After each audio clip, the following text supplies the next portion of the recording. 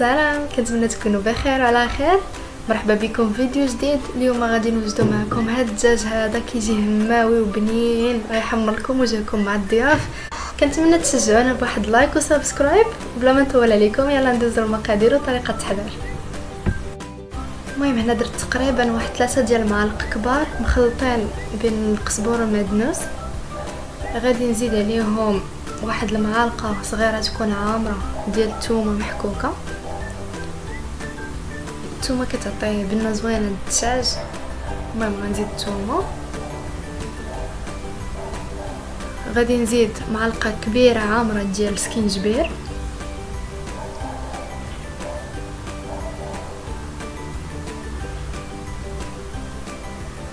وغادي نزيد معلقه كبيره ديال الخرقوم،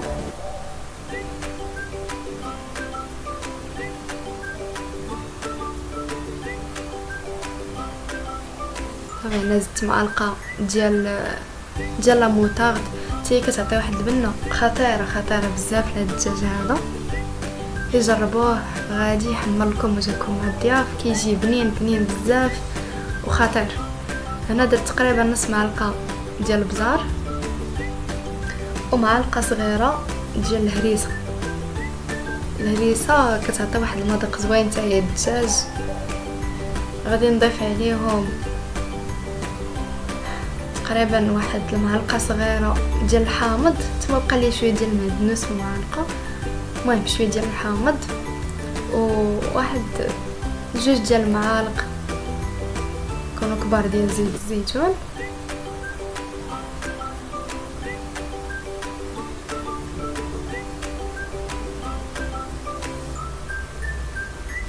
هنا ضفت واحد نص حامضه مصيره حيت داك اللوب ديالها وقطعتها مزيان وصافي. غادي نحركو هادشي مزيان. انا كان عندي تما داك القزبر ومعدنوس في الفريغو، غادي نحاول انني نطلقو وغنمزج هاد المكونات كاملين مع بعضياتهم ونكمل.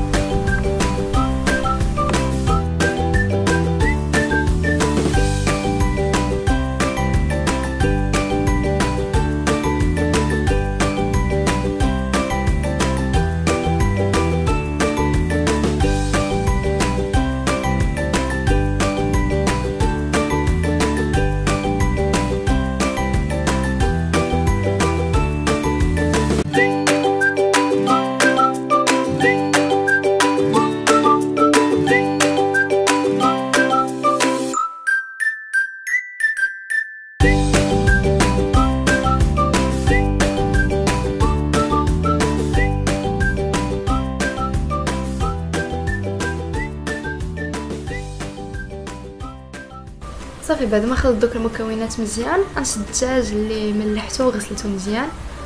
غادي نحاول نعمرو مزيان بديك الشرموله اللي قدينا، نعمرو الجوانب ديالو مزيان بين الجلده ديالو وفهمتي نعمرو مزيان بديك الترميله باش يعطينا واحد اللذه يجي بنين. وصافي ما غادي نعمرو. نتوما خليوه يبات تقريبا نهار ليله كامله زعما. انا هنا كنت مزروبه خليته واحد الساعه ديال المكانه وصافي كملت.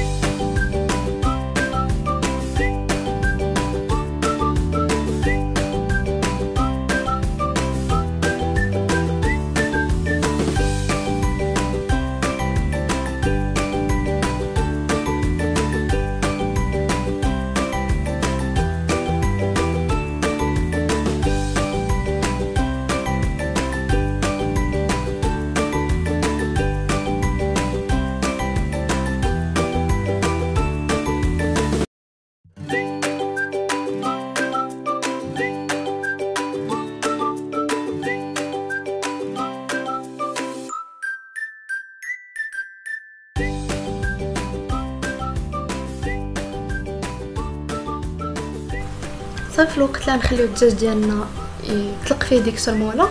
هنا في نفس ديك الترميله قطعت واحد الكبده وقطعت واحد شويه ديال الزيتون، قطعته بهذه الطريقه. غادي نضيفو عليهم الرز اللي غادي نعمرو به هاد الدجاج. عرفتي راه كيجيو بنين بزاف، ما تشبعوش منه، هي جربوا هاد الطريقه راه واعره خطيره بزاف. المهم انا غادي نضيف الرز وغادي نضيف ديك العطريه حيت ديك الترميله ما كافياش. غادي نضيف عليه العطريه، غادي نزيد واحد المعلقه قلت جوج ديال المعالق الهريسه. نتوما ضيفوا الكميه اللي بغيتو، انا كنبغي هاد العماره تجي حاره. صافي ضفت الهريسه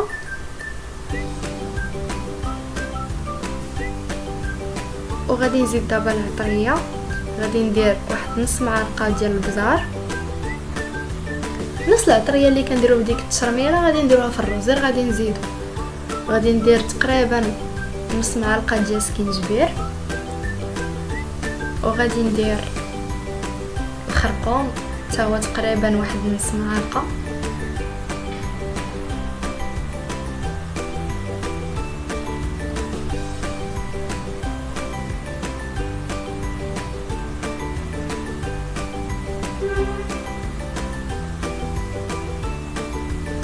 انا ضفت شويه ديال الملحه.